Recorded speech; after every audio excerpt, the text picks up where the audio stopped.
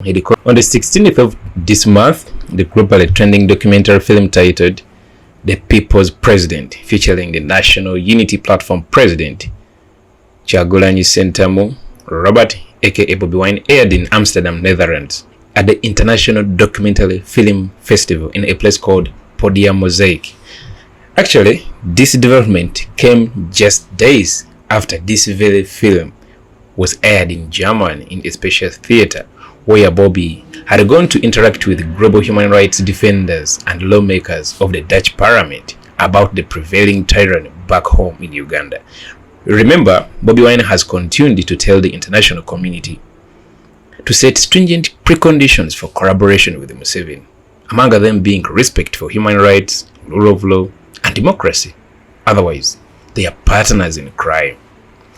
But despite topping the liberal international media platforms, this documentary film has back home not attracted much press attention, a factor attributed to the authoritarian nature of the Ugandan regime that will likely withdraw a license of any media house that broadcasts or publishes a thing about the documentary film.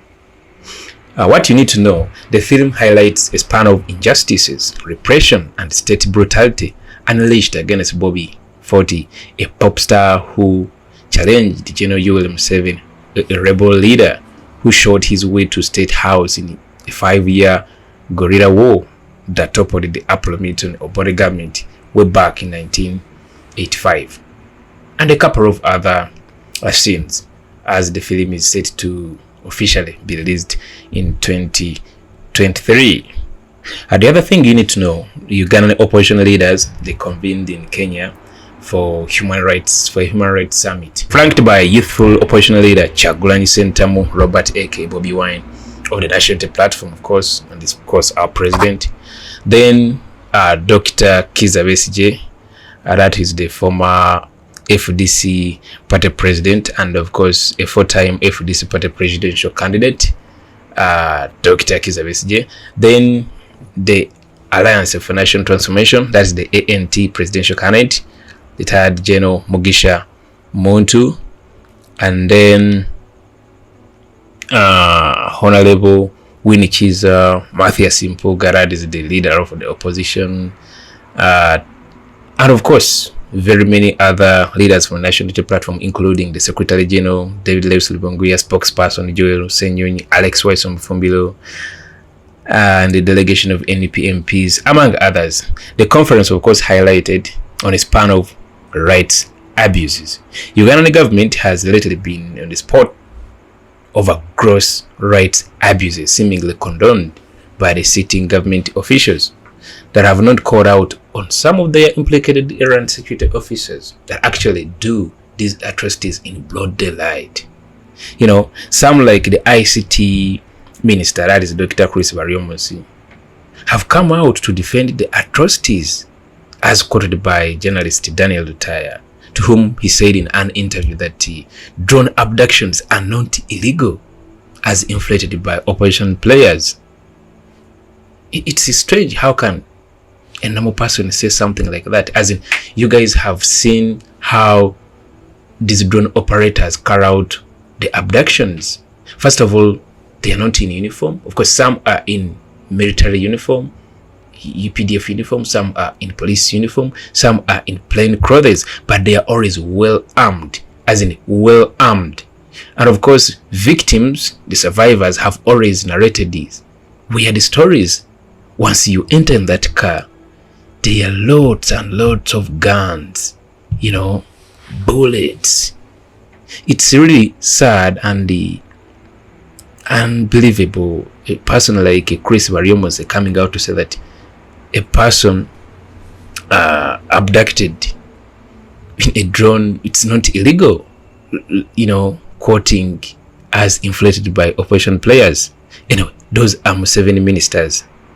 You need to know that so many youths, especially supporters of the National Unity Platform, continue to encounter immense repression from the security agencies, notably the chieftains of military intelligence. That is the same way.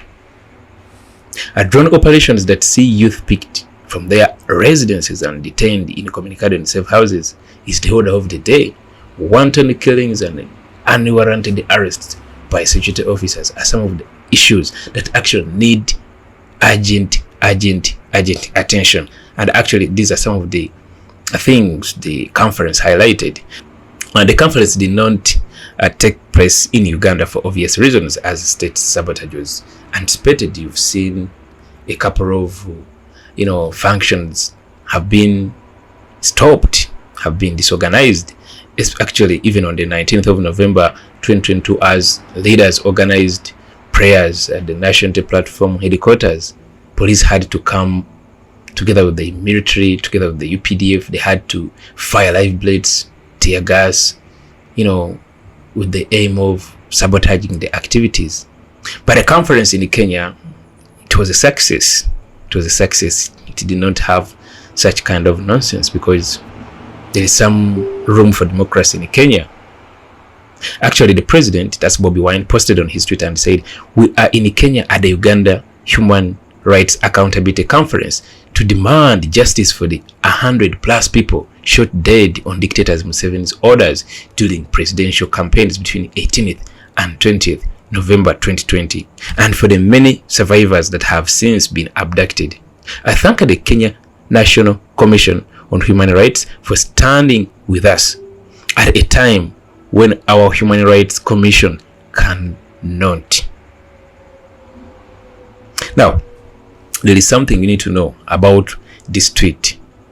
The last sentence says, "I thank the Kenya National Commission on Human Rights for standing with us at a time when our own Human Rights Commission cannot." That's a very powerful statement. Imagine a Human Rights Commission of a country cannot stand with the victims of torture, cannot stand with comrades that have survived abductions, comrades that have been shot and they have survived death. Recently, Uganda had to present itself to the United Nations. But guess what? The Attorney General led a delegation of 13 officials from, of course, the government, including some from the prisons, some from the police, some from the Uganda Human Rights Commission, and they had to sign in confirmation of whatever Attorney General Chiwanuka said, including all the man. It's really absurd. If you read that document they submitted at the UN Human Rights Watch, it's unbelievable. But it's unbelievable times 100 that officials from the Human Rights Commission, the ones who actually live in Uganda and they have lived to witness the atrocities, all the videos flash before their eyes, they had to confirm whatever defense lines Chiwanuka carried to the United Nations Human Rights Watch. But anyway, it has always been our task to unmask, to unearth, and to let the world know the other side of the story, the actual truth, the exact truth that is happening back home on ground.